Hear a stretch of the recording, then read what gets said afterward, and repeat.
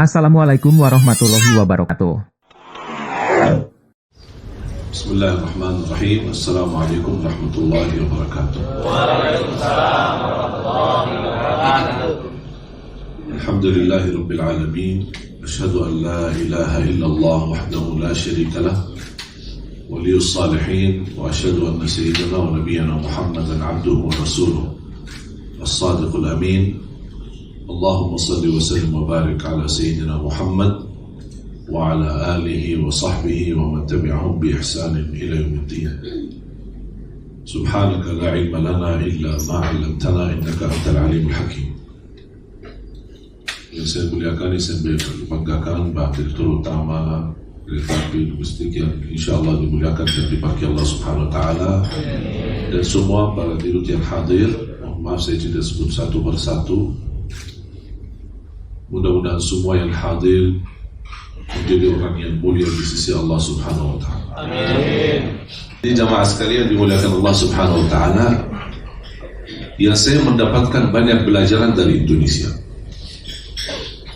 Ramah, santun, sopan, akhlak yang mulia, tidak suka kasar, tidak suka kekerasan. Kalau budaya kita di Arab bukan suka kekerasan, tapi ada sedikit tegas. Mungkin diajak bicara, ngobrol saja, nada suaranya tinggi. Orang fikir kita berantem, padahal bukan berantem, lagi ngobrol biasa sambil kopi, sampai santai-santai. Ini begitu cara santai-santai orang Arab ya begitu. Makanya saya pas ketika di acara di Trans 7 saya sempat ditanya apa yang antum dapat pelajaran dari Indonesia.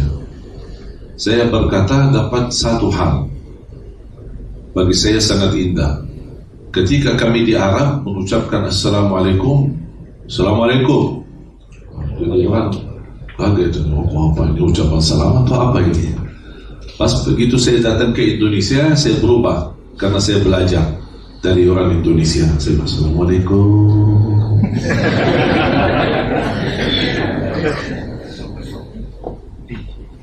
Dan ini salah satu sebenarnya nikmat karunia, bukan sebuah kebiasaan, tapi menurut saya ini anugerah dari Allah Subhanahu Wa Taala. Indonesia yang begitu negara yang besar, 714 suku, budaya berbeda, bahasa berbeda, bahkan agama berbeda, tapi alhamdulillah masih bisa damai, masih bisa sejahtera, masih kita saling menghormati, dan ini merupakan nikmat besar.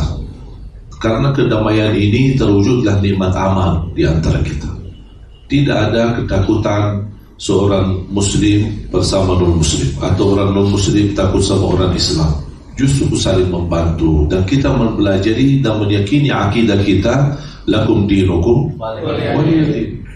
Silahkan agama mana saja kamu ikuti, jangan ganggu agama saya dan menyakiti agama saya. Saya tidak akan membahas agamamu. Masing-masing memilih agamanya dan bertanggung jawab atas pilihannya.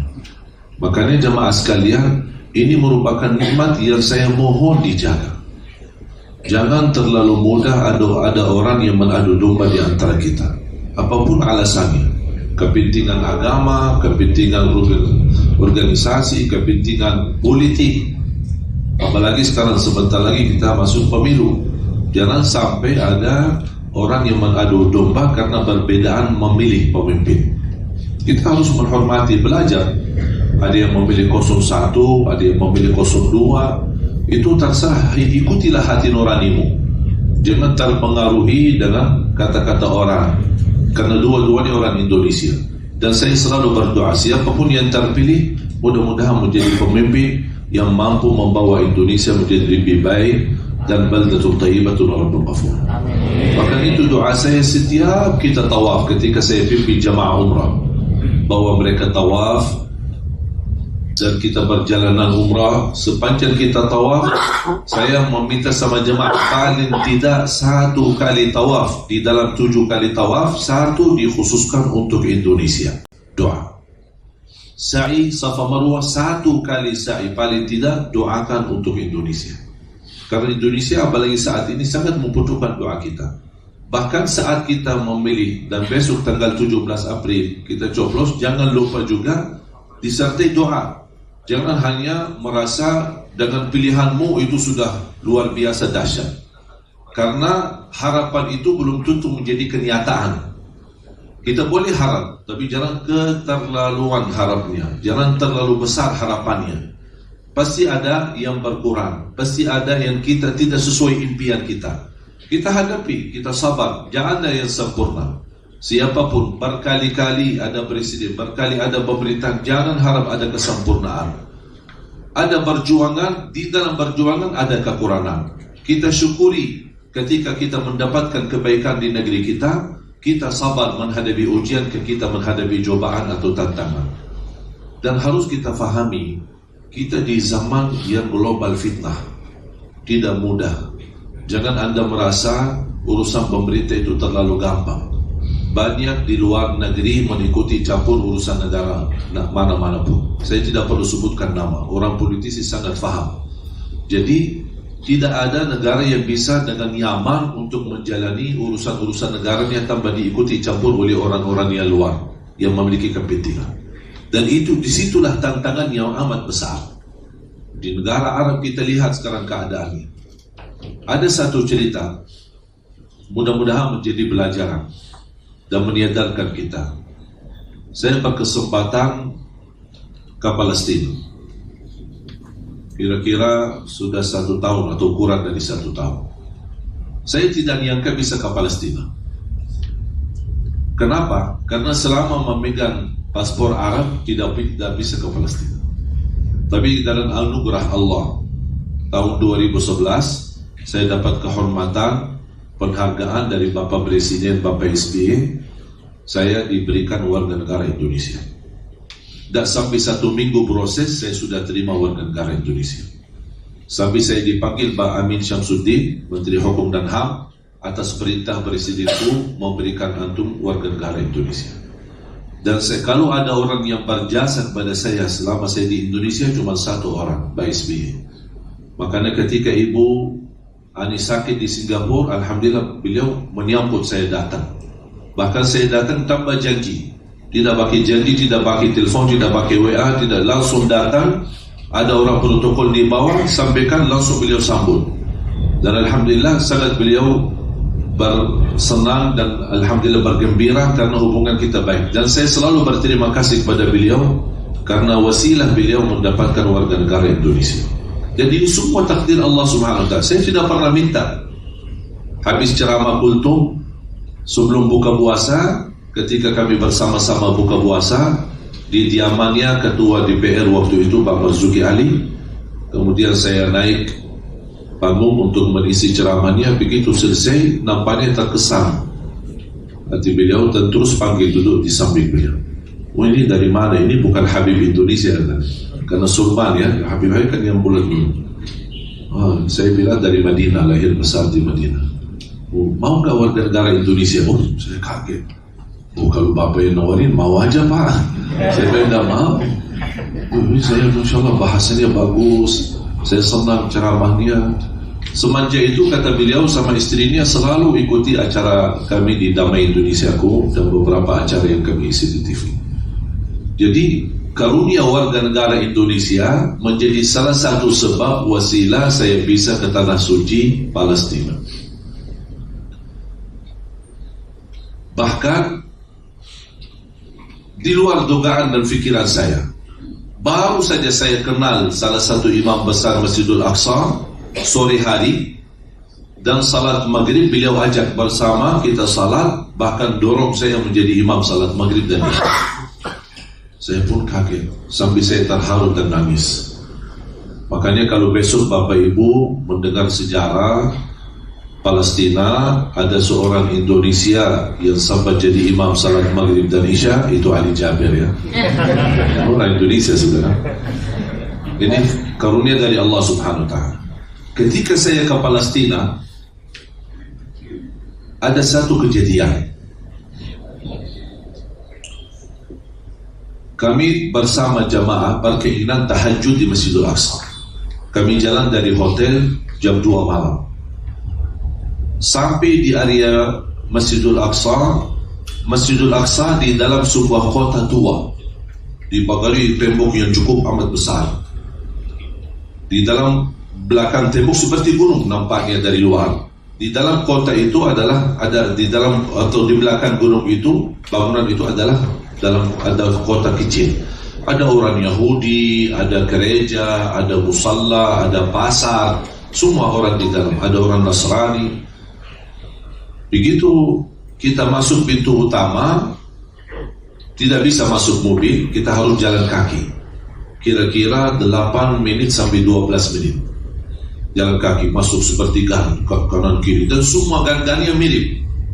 Kita harus hati-hati, ada nama, ada nomor. Kalau salah bisa keluar ke timur, kalau datang dari barat bisa salah keluar. Sampai ke pintu yang kedua, itu namanya pintu masuk ke area halaman Masjidul Aqsa. Tapi saat itu pintu ditutup dan ada pasukan Israel. Mereka berdiri membawa senjata menjaga. Dan mulai jamaah ramai. Ada jamaah Turki, ada jamaah Malaysia, ada jamaah Indonesia. Bahkan saya lihat ada rombongan jamaah bawa bendera Brazil. Saya pikir rombongan bola, ternyata mu'allaf. Ya, kalau Brazil kan bola kita pikir. Ternyata mu'allaf. Saya langsung bersyukur, subhanallah, Islam sampai ke Brazil. Itu tanda perkembangannya Islam di mana-mana luar biasa. Nampaknya di luar Islam berkembang, tapi negara Islam sendiri mulai mundur malah. Kita harus hati-hati, jangan sampai kita kalah sama orang yang di luar. Apalagi Indonesia dikenal negara yang terbesar penduduknya umat Islam. Hampir sampai dari jam 2 lebih sampai kira-kira jam 4. 2 jam kurang kita berdiri. Sampai mulai jamaah gelisah. Pintu tidak dibuka. Pasukan Israel menjaga dan mereka bersenjata. Kami kita bisa lawan, tidak bisa apa-apa. Sampai ada satu orang di samping saya, seorang bapak, barangkali usianya 70 lebih, orang Palestina. Saya ajak berbicara bahasa Arab, kan saya orang Arab ya, kan bisa bahasa Arab. Saya berbicara sama beliau bahasa Arab. Tapi cara saya berdialog dan berbicara nampaknya agak emosi. Kami kenapa tidak dibukain pintu? Karena kok lama kita kan mau salat, bukan mau perang. Orang Palestina melihat ke saya, karena dia duduk saya berdiri, lihat ke saya, langsung dia, kamu orang baru ya? Dia rasa sudah dari cara saya bertanya, ini orang baru datang. Ya saya baru tadi, ini baru malam pertama ini. Kata beliau, ya sabarlah, kami sudah biasa 60 tahun seperti ini. Saya kaget. 60 tahun mereka tidak nyaman masuk keluar ke Masjidul Aqsa. Kadang ditutup, kadang dibuka, ya terserah mereka lah. Begitu diberikan kesempatan dibukakan pintu, sudah tinggal sisa mau azan kira-kira 10-15 menit mau azan subuh. Kita masuk, ini pertama kali sepanjang hidup saya bisa masuk ke Masjidul Aqsa. Begitu saya langkah pertama masuk ke Masjidul Aqsa, saya tidak salat witir, saya tidak tahajud, saya tidak tahiyatul masjid, tapi saya sujud syukur. Kenapa saya sujud syukur? Karena di saat itu saya ingat Indonesia. Muncul dalam bayangan pikiran saya, hati saya, Indonesia. Kenapa? Karena selama saya di Indonesia, belum saya pernah melihat aparat keamanan melarang kita ke masjid atau mencegah kita tidak boleh beraktivitas agama. Saya bersyukur. Begitu luar biasa nikmat aman di negeri kita Indonesia. Wallahi jamaah sekalian. Dan sudah saya pesan sama Pak Kapolri, dan ketika beliau meminta dan tugaskan saya untuk keliling kepada daerah-daerah ketika pilkada serentak, khususnya di daerah yang dikhawatirkan rawan, seperti ada Bima, seperti ada Pontianak, Kalimantan Barat, dan juga ada di Papua. Saya berkesempatan ke Lombok keliling bersama Kapolda NTB, kemudian juga ke Pontianak keliling ke beberapa daerah yang dikhawatirkan ada rawan karena pilkada serentak. Alhamdulillah bisa berjalan lancar dan aman. Dan saya ingatkan semua masyarakat, dan terhadap nikmat aman. Bahkan saya buat satu rekaman video bahasa Arab, bahasa Indonesia, bahasa Inggris, mengingatkan diri saya dan umat Islam dan seluruh rakyat Indonesia terhadap nikmat aman yang wajib kita jaga. Nikmat aman bukan tugas aparat keamanan, tapi tugas kita bersama. Karena nikmat aman milik kita bersama, bukan milik aparat keamanan. Semakin nikmat aman bisa lancar, aman, sejahtera, damai di Indonesia, akan mudah beraktivitas kita. Makanya Nabi Ibrahim pertama ketika Allah perintahkan hijrah ke Makkah, belum ada apa-apa Makkah ini. Allah perintahkan beliau hijrah, bahkan melepaskan, meninggalkan istrinya dan anaknya Ismail. Apa doa pertama yang dipanjatkan oleh Nabi Ibrahim kepada Allah? Wa idh qala Ibrahim rabbi ij'al hadha baladan amin. Ya Allah, aku mohon jadikan negeri ini negeri yang aman. Baru dia sebutkan dan datangkan dan murahkan rezekinya. Adanya nikmat aman, wallahi dijamin rezekinya lancar. Mudah beraktivitas. Anak kita nyaman pulang pergi sekolahan. Kita beraktivitas mencari nafkah untuk urusan keluarga. Coba sekarang di Timur Tengah. Saya orang Timur Tengah, lahir dan besar di sana. Coba lihat sekarang apa keadaannya. Mulai dari Irak, dari tahun 90-an sampai sekarang, Irak belum bisa aman. Berapa kali ada perubahan pemerintahan, DPR, MPR, tentara, polis, semua tetap tidak ada perubahan. Nikmat aman, orang Irak sendiri tidak bisa nyaman. Anaknya bisa pergi ke sekolah, belum tentu pulang. Dan itu yang saya pernah rasakan ketika saya bertemu seorang ibu di Palestina. Dan saya tanya keadaannya, gimana ibu keadaannya? Dia berkata, mau tahu keadaan saya di sini? Aku sudah 40 tahun. Setiap bangun pagi, saya membangunin anaknya sambil persiapkan sarapannya. Begitu mereka sarapan mau pergi, saya memeluk anakku dengan rasa cinta dan sayang. Dan saya menangis. Tapi anakku tidak merasa aku menangis. Kenapa? Karena saya bisa menjadikan pelukan ini yang terakhir. Begitu anakku pergi, saya siang hari, begitu tiba waktu siang hari, saya keluar, bukan tunggu di rumah, tapi saya keluar dari halaman rumah, menunggu dari jauh, melihat anak-anak yang sedang lari pulang sekolahannya. Sampai saya berdoa, mudah-mudahan ada di antara mereka anakku yang sedang lari dan pulang ke rumahnya. Itulah perasaan selama 40 tahun. Pertanyaan saya kepada antum sekalian, pernah nggak kita rasakan seperti ini? Belum pernah. Karena kita aman. Bahkan kita berani melepaskan anak kita bisa. Kalau sekolahan yang dekat, dia jalan kaki sendiri. Bahkan ada anak-anak kita yang berani naik angkot sendiri, naik motor sama temannya atau sama siapa sendiri. Wallah, itu nikmat. Tapi sayang sekali, kita tidak bakal bisa merasakan nikmat dan kita mensyukurinya kecuali kalau hilang nikmat itu. Baru akan terasa. Baru akan terasa. Makanya tidak boleh, bahkan menjadi wajib, siapapun yang membahayakan aman di negeri kita, kita harus tegas menghadapinya. Siapapun dia, mau dia ulama, mau dia kiai, mau dia politisi, mau dia apa saja. Saya tidak peduli latar belakangnya siapa. Tapi membahayakan nikmat aman di Indonesia, mengganggu nikmat aman di Indonesia, itu garis merah. Harus kita berhati-hati. Kalau kita tidak bisa melawan masalah itu, kita segera melaporkan. Karena ini sangat membahayakan. Jangan dibiarkan. Karena nikmat aman bisa dirusak dengan hal kecil. Dibiarkan jadi besar lama-lamanya. Irak, Libya, dan mohon maaf yang terjadi di sana. Jangan ada yang terpengaruhi katanya perang saudara karena perbedaan Syiah sama Sunni. Itu berita bohong. Ratusan tahun Syiah sama Sunni hidup, tidak pernah ada masalah. Bahkan ada di antara mereka hubungan keluarga, tidak pernah ada ribut dan masalah. Mereka saling menghormati dan saling menghargai di antara perbedaan di antara mereka. Cuman karena kepentingan politik, itu langkah awal. Saya sangat paham apa yang terjadi di sana. Karena kepentingan politik, Memang orang politisi di sana hidup di luar negeri. Ada yang di Jerman, ada yang di Swiss, ada yang di Amerika. Hidup santai, nikmat, bahagia. Uangnya ada, fasilitas semua ada, tapi yang jadi korban adalah rakyatnya. Na'udzubillah min dzalik. Irak, Libya, Tunisia, Yaman, Suria, sekarang mulai Sudan, mulai Jazairian, dan kita tidak tahu selanjutnya sampai mana.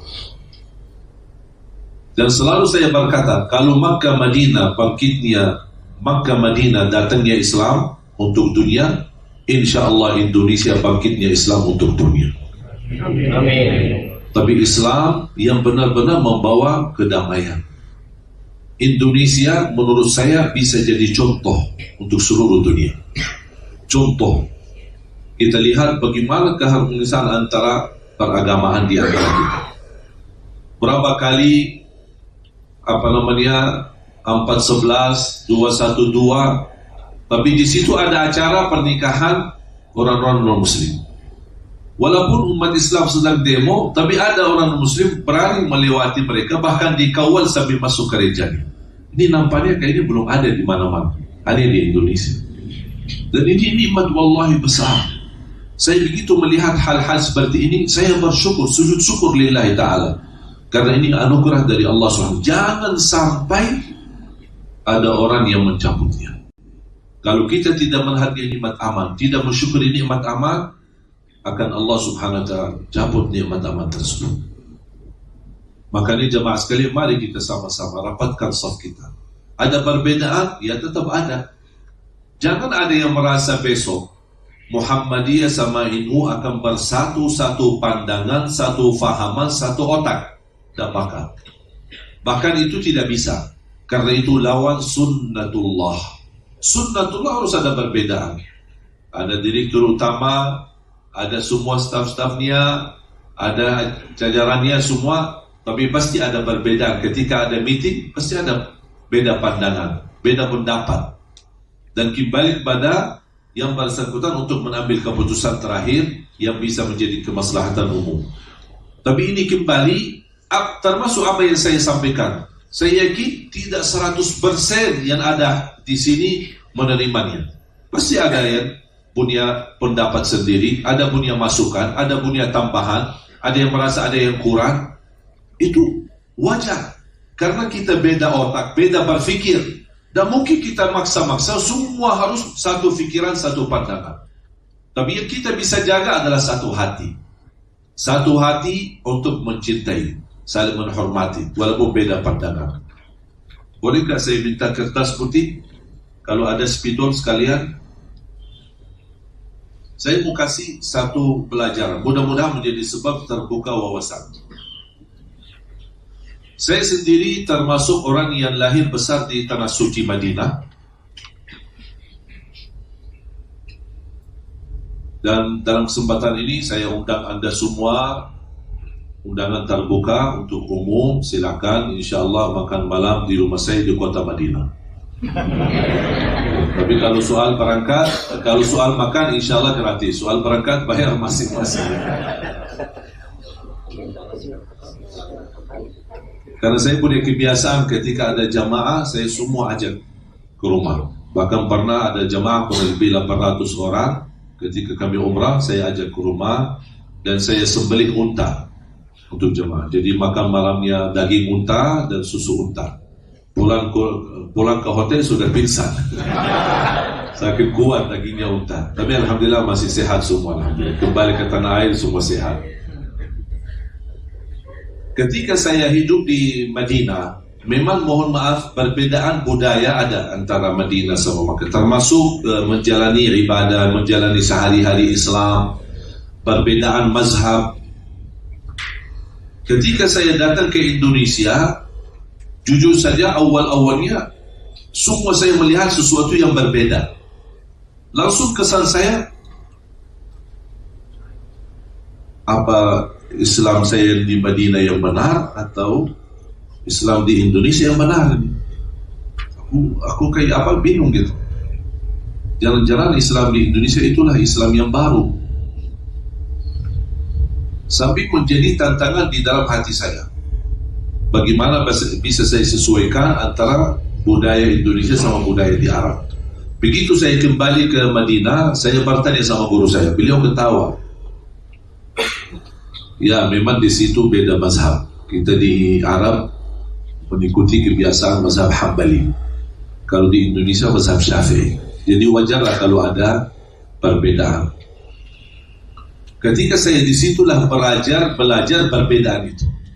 Saya menemukan ternyata selama saya belajar sampai kuliah di Arab masih bodoh. Belum belajar apa-apa. Ternyata agama ini sangat luas. Dengan berbeda wawasan, berbeda pandangan, berbeda mazhab. Terus saya bertambah belajar. Makanya bagi saya Indonesia karunia dari Allah karena membuat saya tetap belajar. Dan bisa habis umur kita belum tentu habis belajar. Saking begitu luas pemahaman agama. Saya kasih contoh sederhana. Untuk bagaimana, karena di Indonesia, saya lihat di Indonesia belum belajar menerima perbedaan. Jadi seolah-olah saya yang benar, yang lain harus ikut saya. Kalau tidak berarti Anda sesat. Anda masuk neraka. Mohon maaf ya. Kalau tidak ikut saya berarti Anda tidak benar.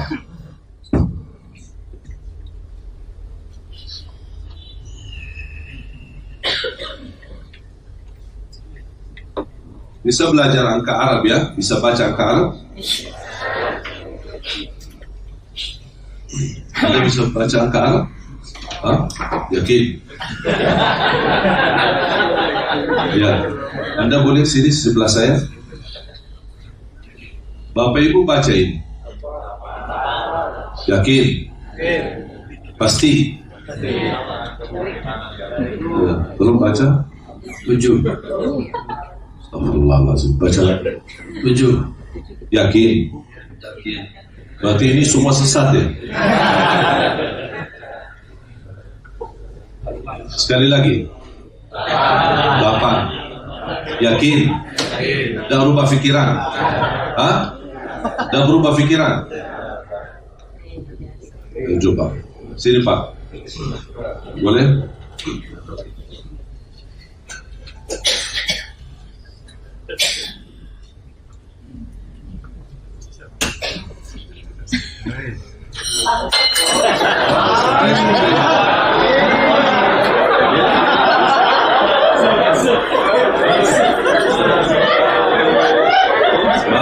Rugi ya. Boleh baca? 7. Barusan katanya tidak berubah pikiran. Bapak berarti mohon maaf tidak konsisten dong. Baca lagi. Yakin 7. Bisa ke sana. Kenapa?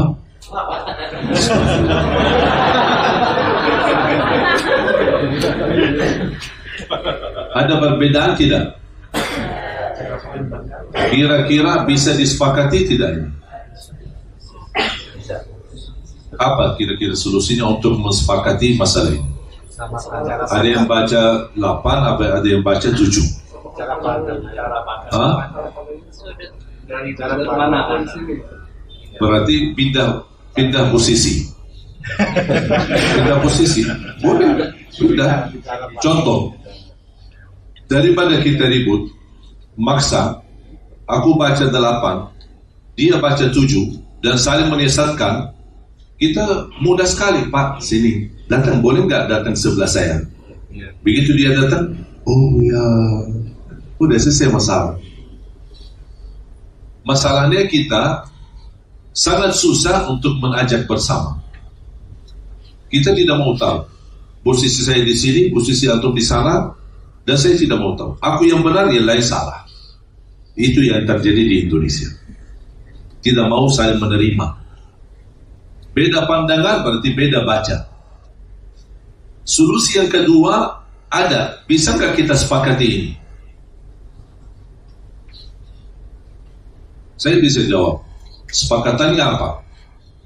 Ini namanya apa? Angka. Angka? Anda baca tadi 7 kan? Namanya apa? Angka. Anda Nombor 8 tetap, nombor 7 tetap. Berarti kita bisa sepakat enggak? Kita sepakat itu angka, walaupun beda dibaca. Yang terjadi di antara ulama bukan beda Quran. Sama sebagaimana kita sepakati ini angka, mereka juga sepakat ini Quran. Tapi yang terjadi berbeda hukum adalah karena berbeda memahami isi Al-Quran. Imam Maliki sama Imam Syafi'i. Imam Syafi'i beda sama gurunya Imam Maliki. Bahkan Imam Maliki tak pernah protes sama muridnya Imam Syafi'i. Kau habis belajar sama aku, kau bikin mazhab sendiri. Bahkan pengikut Imam Syafi'i di dunia jauh lebih banyak dibanding Imam Malik. Tapi tak pernah ada saling menyesatkan dan saling menjatuhkan atau saling menghina. Apakah Quran yang ada di Imam Maliki beda sama Quran Imam Syafi'i? Sama. Cuma kok bisa berbeda? Karena berbeda memahami isi. Dan itu bukan terjadi di antara ulama zaman sekarang atau zaman yang terdahulu, tapi di zaman sahabat pun masih ada Rasulullah terjadi beda pemahaman. Dan itu hal menyatukan satu faham, satu fikir, satu pandangan itu sangat sulit.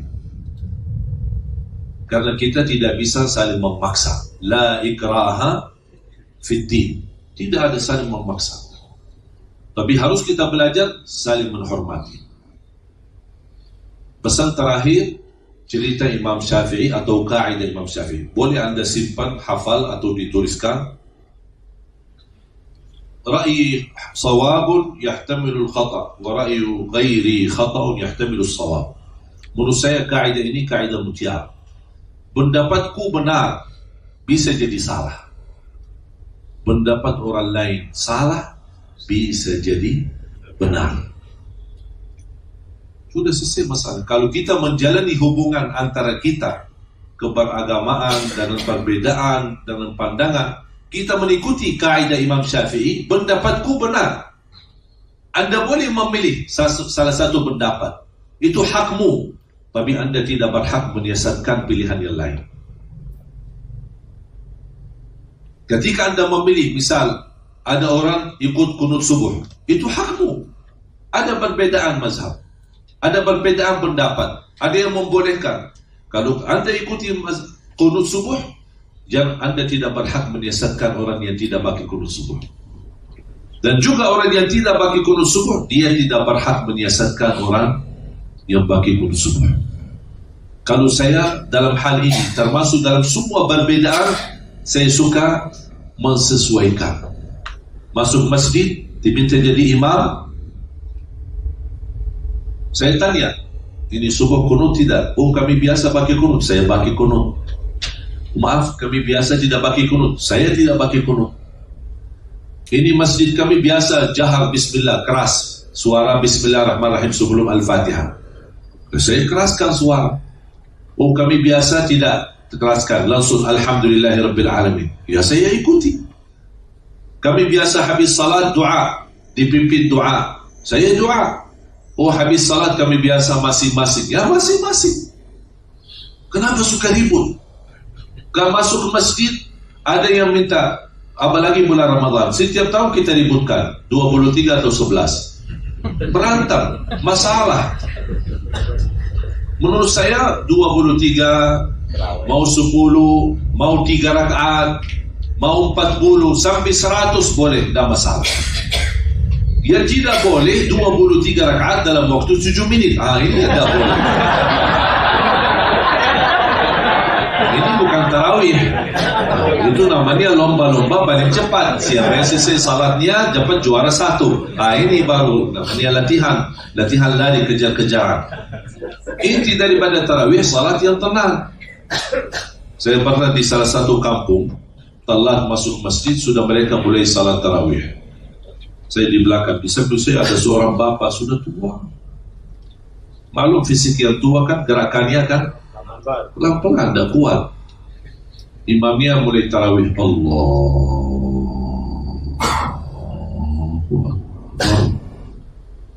Terkesan di hati saya, Masya Allah, nampaknya nikmat. Pas begitu mulai Bismillahirrahmanirrahim, astagfirullahaladzim, baru enak takbirnya, tenang, lama, kupas baca jurut. Bahkan saking cepatnya saya tidak bisa mendengar Waladhdallin. Oh, ini Al-Fatihah. Pas begitu amin langsung Bismillahirrahmanirrahim. An-Na'im apa itu? Al-Hakumut Takatsur. Saking cepat, ya Allah, Masya Allah. Aku sudah berusaha paling cepat, tak bisa sampai kehilangan kalimat-kalimat dan huruf-hurufnya. Allahu Akbar, saya baru mau ruku, sami Allahu liman hamidah. Yang saya, kalau masih saya kuat ikuti imam, kasihan ya bapak sebelah saya. Pas begitu bapak turun, mau ruku dah jadi, bapak berdiri. Astagfirullahaladzim. Pas imam dia begitu berdiri, dia langsung sujud. Saya kejar sujud.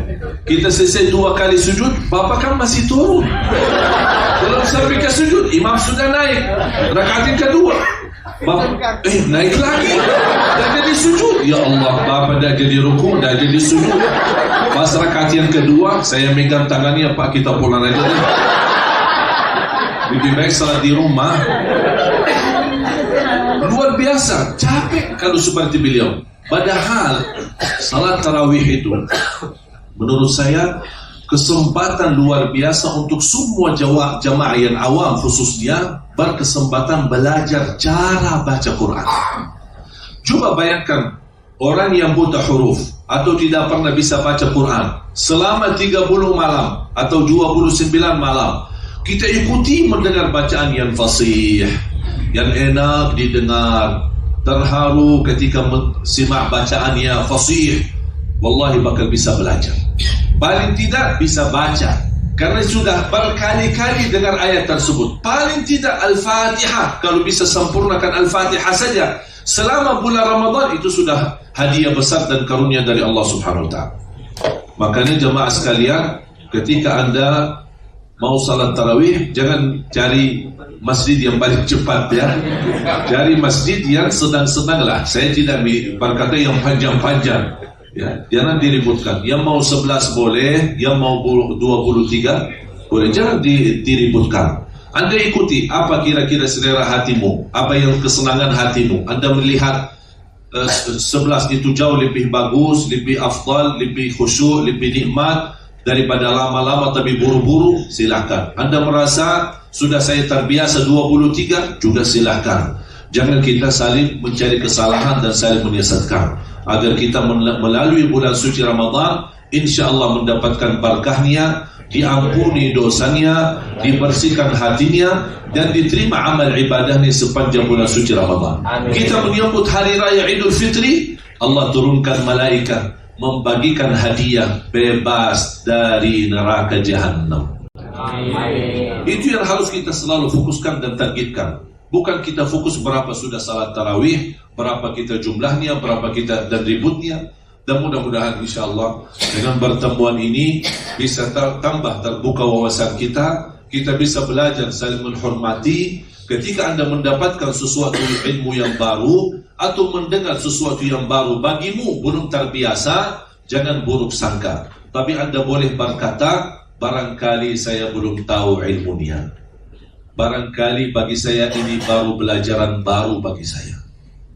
Dan silahkan belajar. Kalau saya usulkan, semua ustaz tanpa kecuali, semua habaib, semua kiai, semua guru, jangan Anda milih guru yang Anda suka.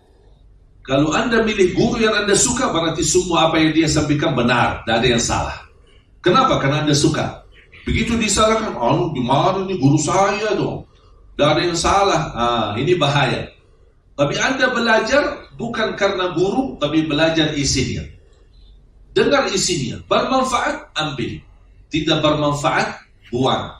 Dan tidak menyentuh orangnya sendiri atau ustaznya. Tetap kita hormati semua ustaz, tetap kita cintai semua ulama, tetap kita menghormati semua para guru. Ada kekurangan, ada yang maksum, tidak ada yang maksum. Hanya satu yang maksum, Nabi Muhammad SAW. Ada yang keliru, ada yang salah, ada, termasuk saya. Kalau ada yang salah saya sampaikan, Anda mendapatkan yang lebih benar, Anda ikuti yang benar. Jangan fanatik kepada siapapun. Agar kita bisa mempelajari agama, fanatiknya itu milik Allah dan Rasulnya. Kita boleh fanatik untuk Allah dan Rasulnya, tapi bukan untuk orang siapapun dia. Tidak boleh kita berfanatik. Dan mudah-mudahan kita terus semangat belajar. Di setiap kesempatan Anda belajar, dan terus belajar. Dan subhanallah, semakin banyak belajar akan terasa diri semakin bodoh. Dan karena ilmu itu tidak ada habisnya.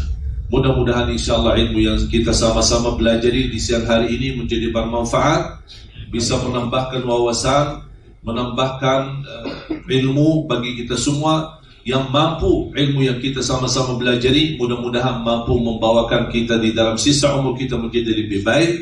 Lebih baik hubungannya sama Allah, lebih baik hubungannya sama Rasulullah, lebih baik hubungannya sama Islam, dan lebih baik mempraktikkan Islam dalam hubungan kita sehari-hari.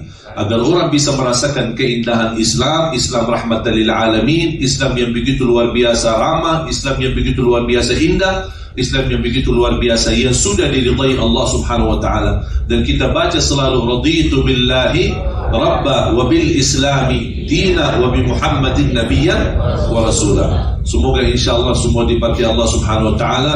Ya Allah ya Arhamar Rahimin, aku mohon untuk semua yang hadir, ya Allah ampunilah segala dosanya, muliakanlah dunia dan akhirat, sucikanlah hati kami ya Allah, sihatkan badan kami ya Allah, berikan panjang umur dalam keadaan sihat wal afiat, sampaikanlah kami kepada bulan Ramadan dalam keadaan sihat wal afiat, kuatkanlah kami agar mampu menjadikan Ramadan ini yang terbaik bagi kami dan bagi umur kami.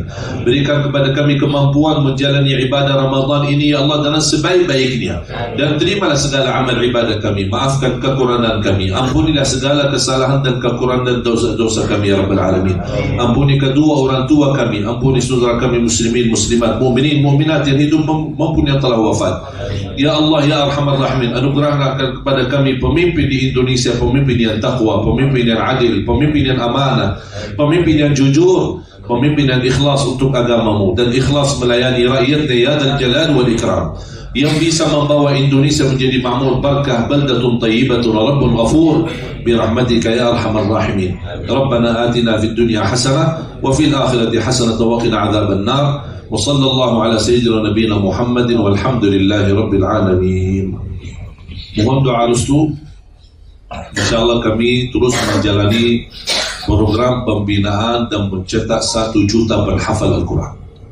Dan alhamdulillah program ini sudah berjalan, dan alhamdulillah banyak yang terlibat membantu dan juga terlibat menjadi orang-orang yang insyaAllah berduri untuk mewujudkan 1 juta penghafal Al-Quran. Cita-cita saya semua masjid di Indonesia akan diimami oleh imam penghafal Al-Quran. InsyaAllah memang angkanya besar, tapi saya percaya dan yakin ketika kita mulai pasti akan tercapai. Sejauh apapun kalau tidak berlangkah awal tidak akan sampai. Pengalaman saya di program kami pembinaan tunanetra. Tunanetra saya mendapatkan data, walaupun belum valid, lebih dari 3 juta tunanetra berada di Indonesia. Saya sudah berhubungkan dengan Kementerian Agama, dengan Kementerian Sosial dari waktu Bapak Dr. Salim Jufri, tapi sampai sekarang belum saya mau terima data yang valid. Yang hanya kami terima baru kurang lebih 37.000 yang validnya. Termasuk kami melibatkan ada satu lembaga ITMI, Ikatan Tunanetra Muslim Indonesia. Dan alhamdulillah pertama kami bergerak sudah 3 tahun. Ketika kami mulai memang tidak ada respon. Sumpah sampai saya berkali-kali mengajukan permohonan untuk bertemu Bapak Presiden 3 tahun yang lalu. Saya dipanggil ke istana, malah saya dipertemukan sama Pak Luhut. Saya minta lagi, kira-kira 6 bulan kemudian saya dipertemukan lagi sama Pak Luhut. Saya minta lagi untuk bertemu Presiden, saya dipertemukan lagi dengan Pak Wiranto. Dan sampai sekarang belum ada respon untuk program itu. Akhirnya saya terpaksa jalan. Mau tidak mau harus saya jalan. Alhamdulillah banyak warga besar dari PLN yang ikut terlibat. Banyak dari perusahaan BUMN yang alhamdulillah juga ikut terlibat. dari TNI juga ikut terlibat, ada juga dari Pak Kapolri sendiri, Wakapolri Pak Safruddin, dan juga banyak polda-polda di Indonesia yang juga ikut sampai di Raja Ampat. Dan alhamdulillah kami berhasil membagikan Quran Braille digital sudah lebih dari 28.000 Quran Braille digital untuk mereka. 28.000 itu sudah menghabiskan lebih dari 30 miliar. Dan tidak ada satupun dana yang kami dapat anggaran dari pemerintah. Ketika saya mulai memang angkanya besar, tapi saya tidak melihat angka besarnya, tapi saya fokus mulai saja dulu. Alhamdulillah begitu mulai, ternyata dalam waktu cepat kepercayaan jamaah di seluruh Indonesia, dari majlis-majlis ta'lim, dari warga-warga, dari teman-teman sahabat, alhamdulillah ada yang wakafkan 1 Quran, yang wakafkan 2 Quran, sampai bisa tuntaskan sejumlah yang seperti itu. Dan alhamdulillah sekarang mulai program berangkatan umrah dan insyaAllah haji. Saya kemarin lama di Arab, saya sudah mengajukan permohonan kepada kerajaan untuk mendapatkan kemudahan haji tunanetra gratis menjadi tamu kerajaan. Dan saya sudah melibatkan beberapa imam besar Masjidil Haram agar mereka bisa memberikan wasilah dan syafaatnya agar bisa dimudahkan. Dan alhamdulillah sudah 2 angkatan yang sudah diberangkatkan umrah gratis kemarin. Terakhir langsung ditanggung oleh Bapak Kapolda Riau yang membiayai 25 orang umrah gratis. Dan alhamdulillah mereka begitu luar biasa dahsyat ketika mereka di tanah suci dan tanpa dikawal, hanya mereka sendiri bersamaan. Tapi subhanallah, sampai karena 25 lumayan antrinya terlihat sampai menarik perhatian dan semua orang pada bertanya. Dan saya menjawab, ini semua keberkahan dan perjuangan rakyat Indonesia untuk saudara kita tunanetra. Makanya jemaah sekalian, program kami bukan hanya untuk tunanetra, tapi insya Allah kita terus berjuang untuk membina 1 juta penghafal Al-Quran. Dan salah satu berkah bersama tim sahabat saya, tim RCTI, yang begitu luar biasa perjuangan untuk acara Hafiz Indonesia. Mungkin Bapak Ibu suka menonton Hafiz Indonesia yang sudah jadi, tapi di belakang layar banyak perjuangan tim RCTI yang Anda tidak bisa melihatnya.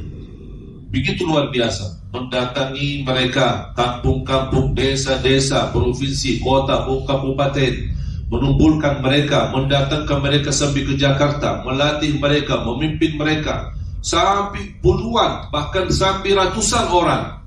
Begitu sudah terpilih, karena tidak bisa ditampilkan ratusan orang di dalam acara TV, akhirnya terpilih yang terbaik. Tapi perjuangan sangat luar biasa. Dan ternyata berkahnya acara Hafiz Indonesia, begitu mereka selesai acara, pulang, masing-masing di kampungnya berkembang program Al-Quran. Bahkan ada anak-anak yang sudah bikin tahfiz sendiri. Ada Azza, ada kemudian Fuadi, ada Aulia, ada juga Musa, dan semua masing-masing di kampungnya sudah membangun pesantren dan berkembangkan tahfizul Quran. Makanya jamaah sekalian, mohon doa restu. Kalau Anda tidak bisa menjadi penghafal Al-Quran, keturunan Anda belum bisa menjadi penghafal Al-Quran, paling tidak lipatkan hartamu, rizkimu, sedekahmu untuk program Al-Quran. Barangkali besok di hari kiamat, mudah-mudahan dari sisi rizki dan dari sisi harta, mudah-mudahan menjadi saksi baik di hadapan Allah. Nanti kita bersama-sama gabung bersama Ahlul Quran, insyaallah di surga Allah Subhanahu wa taala. Terima kasih, semoga dibalas segala Allah Subhanahu wa taala segala kebaikannya, dan mudah-mudahan amal salih ini bisa mendapatkan pahalanya yang tidak terputus sampai hari kiamat. Dan juga boleh kita mendoakan untuk kedua orang tua kita, insyaallah mereka termasuk mereka mendapatkan pahalanya di sisi Allah Subhanahu wa taala. Semoga bermanfaat yang sudah subscribe. Semoga diberikan kesehatan dan keberkahan. Wassalamualaikum warahmatullahi wabarakatuh.